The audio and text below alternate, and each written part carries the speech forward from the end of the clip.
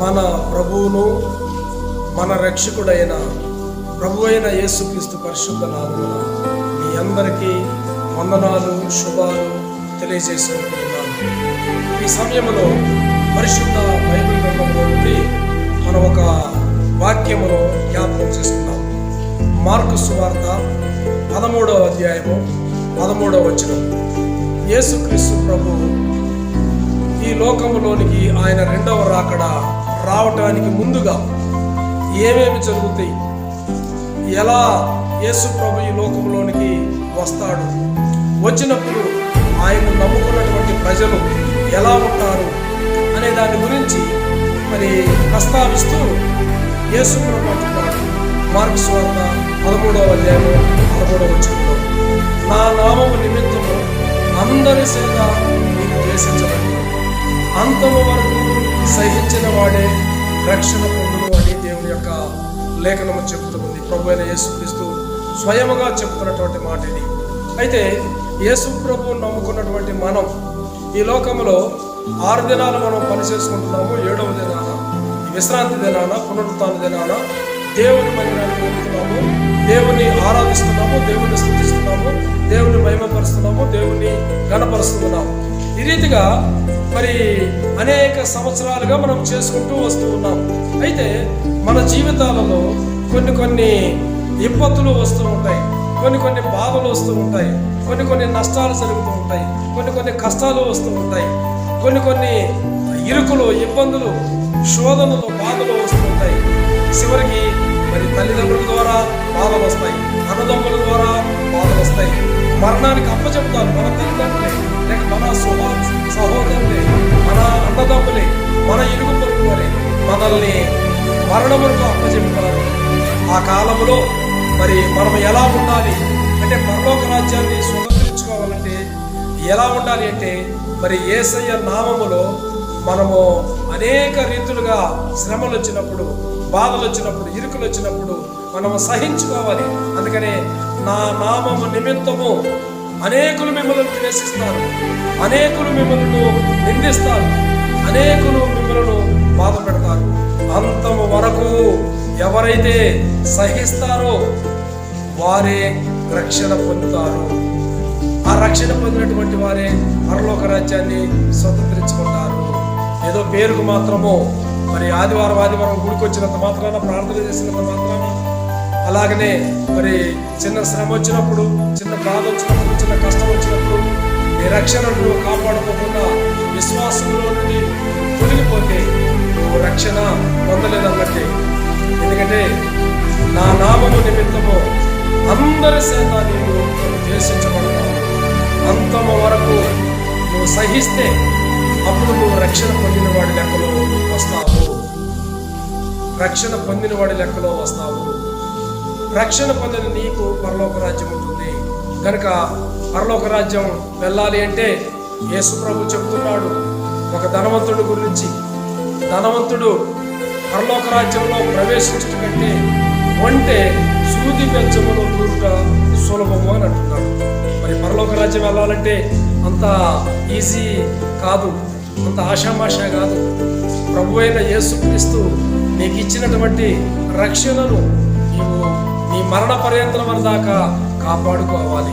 లేక యేసు ప్రభు ఈ లోకంలోనికి వచ్చేంత వరకు దాకా నీవు కాపాడుకోవాలి. అందుకనే యేసు ప్రభు స్వయముగా ఉంటున్నాడు. నా నామము నిమిత్తము అందరి చేత మీరు ద్వేషించబడతారు, అంతము వరకు సహించిన వాడే రక్షింపబడును. ఎక్కడ ప్రియపెట్ట వల్ల మరి మీ విషయంలో మరి మీరు ఎవరైనా సరే, స్త్రీ కావచ్చు, పురుషుడు కావచ్చు, పిల్లలు కావచ్చు, పెద్దలు కావచ్చు, ఎవరైనా కావచ్చు, నేను యేసు ప్రభు నమ్ముకున్నాను, నేను గుడికి వెళ్తున్నాను, దశమ భాగం వెళ్తున్నాను, కానుకిస్తున్నాను, నాకు పరలోక రాజ్యం వస్తుంది అని చెప్పని అనుకుంటాం. కానీ మరి ఏదైనా చిన్న శ్రమ వచ్చినప్పుడు, చిన్న బాధ వచ్చినప్పుడు, చిన్న కష్టం వచ్చినప్పుడు, చిన్న నష్టం వచ్చినప్పుడు, చిన్న ఇరుకు వచ్చినప్పుడు, చిన్న ఇబ్బందులు వచ్చినప్పుడు నువ్వు నమ్మిన విశ్వాసంలో నుంచి నువ్వు ప్రక్కకి గనక తొలగిపోయినట్లయితే మరలా నువ్వు వచ్చి ఎంత ప్రార్థన చేసినా దేవుడు నీ ప్రార్థన ఆలకించాడు.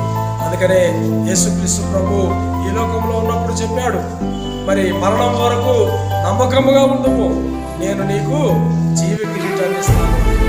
మరణం వరకు మనము దేవుని పట్ల, దేవుని చిత్త ప్రకారంగా, మరి దేవుని ఇష్టానుసారంగా, మన ఇష్టానుసారంగా కాదు, దేవుని ఇష్టానుసారంగా మనము మరణం వరకు ఎవరైతే నమ్మకముగా ఉంటామో వారికి మాత్రమే జీవ కిరీటం ఇస్తానని దేవుని యొక్క మరి ఆ జీవ కిరీటాన్ని మనం పొందుకోవాలంటే మరి ఈ లోకంలో అందరూ మనల్ని ద్వేషిస్తారు.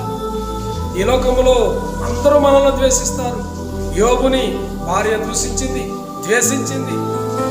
అలాగనే మరి మనలని మన తమ్ముళ్ళు మనల్ని ద్వేషించవచ్చు, మన అన్నలు మనల్ని ద్వేషించవచ్చు, భార్య ద్వేషించవచ్చు, భర్త ద్వేషించవచ్చు, ఇరుగు పొరుగు వారు ద్వేషించవచ్చు. కానీ ఎవ్వరు నిన్ను ద్వేషించినా, ఎవ్వరు నిన్ను దూషించినా నీవు మరణము వరకు నమ్మకముగా విశ్వాసములో కొనసాగాలి. అప్పుడే నీవు రక్షింపబడతామని దేవుని యొక్క లేఖనం చదివిస్తుంది. ఎందుకంటే చాలా మంది మరి యేసు ప్రభువును నమ్ముకున్నారు, మరి నా ఆస్తిలో నీకు భాగం లేదు, నాకు నీకు సంబంధం లేదని చెప్పని తల్లిదండ్రులు కూడా ఈ లోకంలో లేకపోలేదు. ఎందుకంటే యేసు ప్రభు అంటే అదేదో తక్కువ జాతి వాళ్ళ దేవుడని, అదేదో పెద్దవాళ్ళ దేవుడని, ఆయన మన దేవుడు కాదని చెప్పని చాలా మందికి మరి తెలియక మరి దుష్టాభిప్రాయాలు ఉన్నాయి. కానీ యేసు ప్రభు అందరికీ దేవుడు. అపోస్తల కార్యములు 10వ అధ్యాయము 36వ వచనంలో మనం చూస్తే యేసుక్రీస్తు అందరికీ ప్రభువు, ఆయన అందరికీ దేవుడు, సకల శరీరులకు ఆయన దేవుడు, సకల శరీరులకు ఆయన రక్షకుడు, సకల శరీరులను ఆయన రక్షించేటటువంటి రక్షకుడు. కనుక నా ప్రియమైన వాళ్ళారా, మరి నీవు యేసు ప్రభు నామమును ధరించున్నావు కనుక, యేసు ప్రభు నామములో ప్రార్థన చేస్తున్నావు కనుక, యేసు ప్రభుని నీవు వెంబడిస్తున్నావు కనుక నీకు అనేకమైనటువంటి శ్రమలు రావచ్చు, బాధలు రావచ్చు, కష్టాలు రావచ్చు, ఇరుకులు రావచ్చు, ఇబ్బందులు రావచ్చు, శోధనలు రావచ్చు. కానీ యేసయ్య నామము కొరకు మరి అపోస్తలుడైన పౌలు గారు మరి 1:40 పొందుతున్నాడు. కుమారులు రక్తములతో కొట్టబడ్డాడు, రప్పములతో కొయ్యబడ్డాడు, రాళ్లతో కొట్టబడ్డాడు యేసు ప్రభు నామము నిమిత్తము. మరి అలాగనే మరి స్తెఫనైతే మరి యేసు ప్రభు కొరకు, ఆయన నామము కొరకు ఆయన రాళ్లతో కొట్టబడి చంపబడ్డాడు. మరి నీ జీవితంలో మరి అలాంటి కష్టాలు వచ్చినట్లయితే, అలాంటి బాధలు వచ్చినట్లయితే యేసుక్రీస్తు ప్రభు నామము కొరకు నువ్వేం చేస్తావు? నిలబడతావా? కొంతమంది ఆ కాలంలో ఆదిమ సంఘములో మరి సంఘానికి హింస వచ్చినప్పుడు, బాధ వచ్చినప్పుడు చాలా మంది క్రీస్తుని విసర్జించినారు. యేసు నామమును బట్టి మీరు ప్రార్థన చేయొద్దు, ఎవరైతే యేసు నామమును బట్టి ప్రార్థన చేస్తారో వారిని మేము చంపుతామని చెప్పని ఆదిమ సంఘములో సంఘానికి హింస వచ్చినప్పుడు చాలా మంది యేసుక్రీస్తు నామాన్ని వదిలిపెట్టి వెళ్ళిపోయినారు. కానీ మరి స్తెఫను యేసుక్రీస్తు ప్రభు నామము కొరకు నిలబడ్డాడు.